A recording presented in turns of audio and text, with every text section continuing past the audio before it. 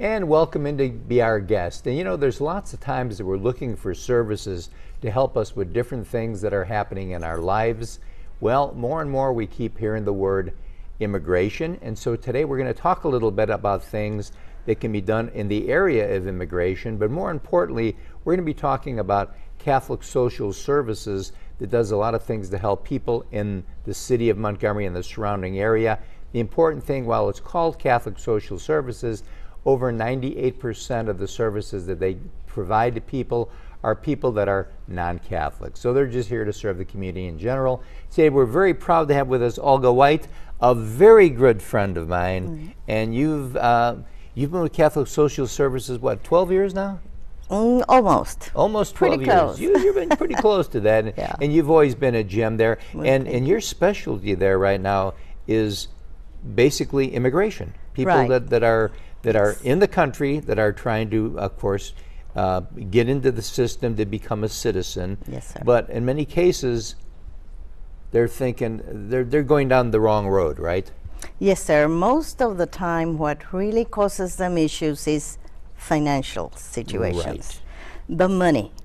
First of all, the government charges quite a bit of money for every piece of paper that you submit to them. That is something you cannot get away from. The fee that attorneys charge, that is something exorbitant.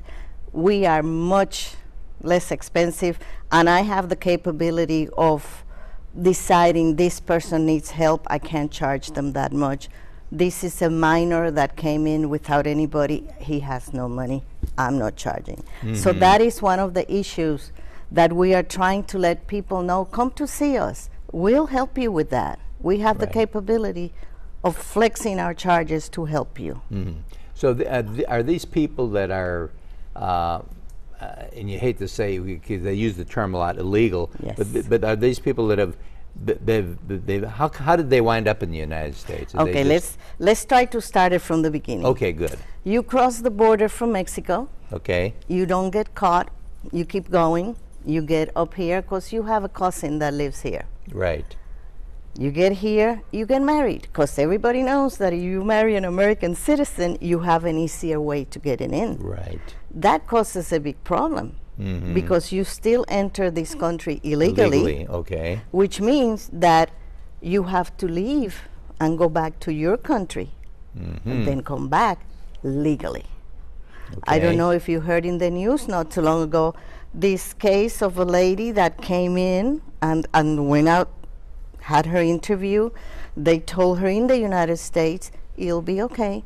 You will be able to come in. We're not going to penalize you for being here illegally.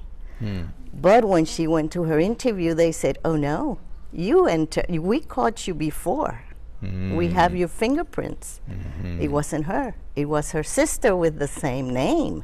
So that is a big, anybody that comes in is in a big chance that they've been picked up or they touched something and they got their fingerprints, they run you through a machine and you don't remember. So they have to be aware that when they go to get interviewed to come back to the United States, because now they are married to an American citizen, there is a chance that they might not come back no matter what. And that causes a lot of problems because you don't remember that when you were 15, ICE picked you up, but they let you leave right away, so nothing happens, so you don't remember. And now you're 30, and you finally got permission to come to the United States, and when they interview you and they do your fingerprints, no, you were caught before. And so a lot of people that are coming in, if they're coming in legally, and when I say that legally, normally you're given a visa, and you're given a certain amount of time to be here, and it may be a work visa. At that point, then they would come to you to apply for citizenship. At that point, they can either come to me to apply to extend their visa if they want to stay any longer. I do not handle, or our office doesn't handle anything that has to do with employment because that is extensive research and we just do family immigration. If they are married to a citizen, they can stay, but they cannot stay just because they came in with a visa. The students have to find out what the requirements are, to stay. and there's different. And what you guys are, you're providing the service to get them the legal means to stay and to become a citizen. Yes, sir. The best way. But the biggest thing that happens, from what I understand, is that the biggest burden for these people, because they don't have any money, is the money aspect of the thing. Money. Like you say, the government, yes, they do have their fees, and they're going to have to pay some of those fees. And but for the most part, your services is based on their ability to be able to pay. Yes. Not too long ago, a few days ago, I had a young man from Nigeria. He was allowed in the United States until December the 14th. Got married, thought everything was fine. Right. Can't extend his visa now because he's overstayed his visa.